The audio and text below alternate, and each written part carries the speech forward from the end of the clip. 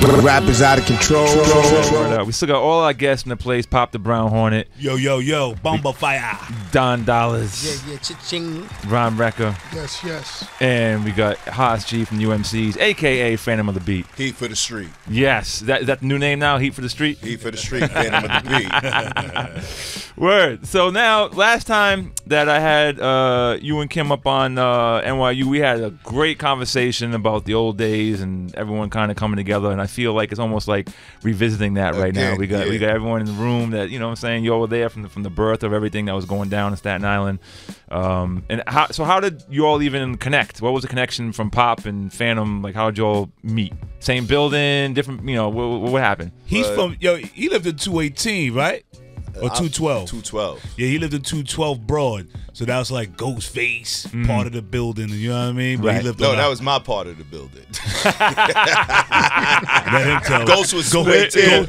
He was on the other side of the building. Ghost lived there first, but anyway. But yeah, that's the other side of the building. So that's the same building. I lived in 29 Warren Street. Okay. So it's like, I'm like a middle building. Okay. So like back in the day, Stapleton, you had up the block, down the block beef. Yeah. I was neutral. I was the You were Switzerland. It was fun though, because, you know, all of us, like, we would all come out the buildings, you know, on that day in town to play football, run around the street, play stickball, do all of that. Right. You know what I mean? And just games that are extinct today. Yeah. A lot of shit's extinct now. Yeah. Come on, man. Building tag and hot peas and butter. And we used to have a chestnut tree.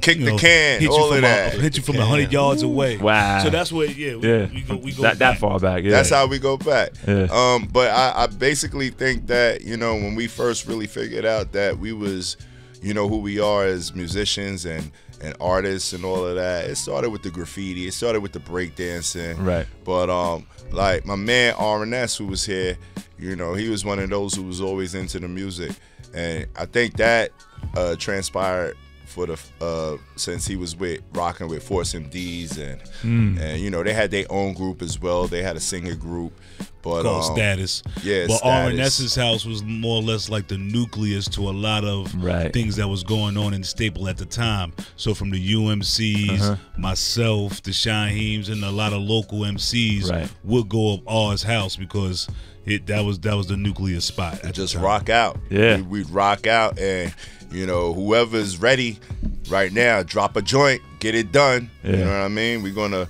archive it, sit it here, and wait for it to do what it gotta do. But let's get these joints done, and that's how it all started. It's like, yo, we was in there banging out joints, all of us. Yo, Pop's joints was playing in the hood way before UMC's if it came out. I was telling them. You know what I'm saying? Like, and that's what inspired us even more. You know, I think the whole thing with that was, you know, I was a city kid. You know what I mean? I came from Brooklyn. So, you know, my love for Staten Island wasn't really fully established yet. Right. I was getting there. Right. But at the same time, I had to run back to the city. I had to run back to Brooklyn all the time. Right. So I was running out there chasing everybody on that side. Yeah. And then saying to myself, well, I live on Staten Island. I'm starting to love it, and let me bring whatever I could bring back that way. Right. You know what I mean? And establish myself out there on the island and get, you know, real cool and familiar with everybody out there in a strong way. Sure. Most definitely. And obviously UMCs finally came out, and RNS produced, was it all of it or most of it? We both produced. I was a producer back then. You were already producing at that point. I was basically like, he was the producer that already knew what to do. Right. But I was the voice that knew what we needed. Got you. You understand what I'm saying? So that's how we ended up working that out. And, and meshing it together. Yes. And but you know, ours was the nucleus. Right. Yeah. You know what I mean? That's where we gravitated to. Not to cut his bill. Yeah. But like, he's from Brooklyn. He came to Staten Island. Right. Stapleton to Temple, and that ignited his wick. Most to definitely. Make him Phantom of the Beat. Yes. You know what I mean? Yes. That more or less introduced us, because a lot of people, they come or from all over the place, but if they come to maybe Stapleton or Park Hill or whomever, and they get into the music, is just the fact that the timing was correct. Right. Haas was there in the beginning stages of things forming. You know what I mean? Sure. Yeah. And then obviously as time went on, UMCs, and then You reinvented yourself as Phantom of the Beat. Yeah. And like that all transpired because of the fact that, you know, we had a little sour deal with you know, of course. And that's history. That's there. It's done. Everybody knows the history about that. Right. You know. So, you know, it was just about what am I going to do next? Right.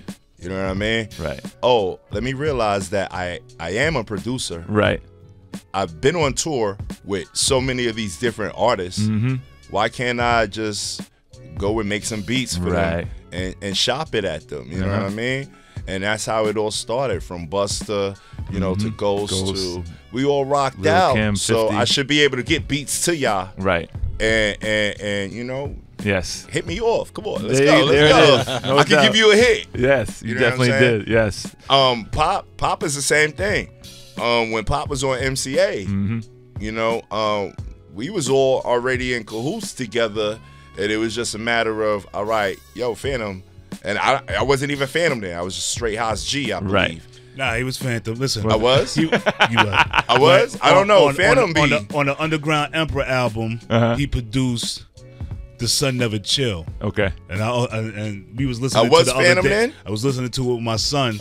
We was listening to the album, and I was like, "Oh, here comes Fantom." And my son was oh like, yeah, that's right. Shit. Yeah. He was like, yo, he was y'all was doing this back then. Back then, he was doing it back then. Yeah. You You're know right. what I mean, so from Sun Never Chill, which was one of my favorite joints on the Underground Emperor album. Wants and Needs. And Wants and Needs. Right. You know what I mean? So those are classic joints. So we did it before. Right.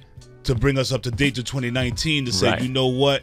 Let's do it again. They need to hear that chemistry again. They Most need definitely. to hear they need to hear from Staten Island in a major way. Word up. All right, well, let's hear some more music right now in a major way right here on a major platform, Shade 45, Sirius XM. BumbleFire! Rap is out of control. Yo, what's up? This is Big Diamond D representing Digging in the Crates right here on the Rap is Out of Control show. You heard?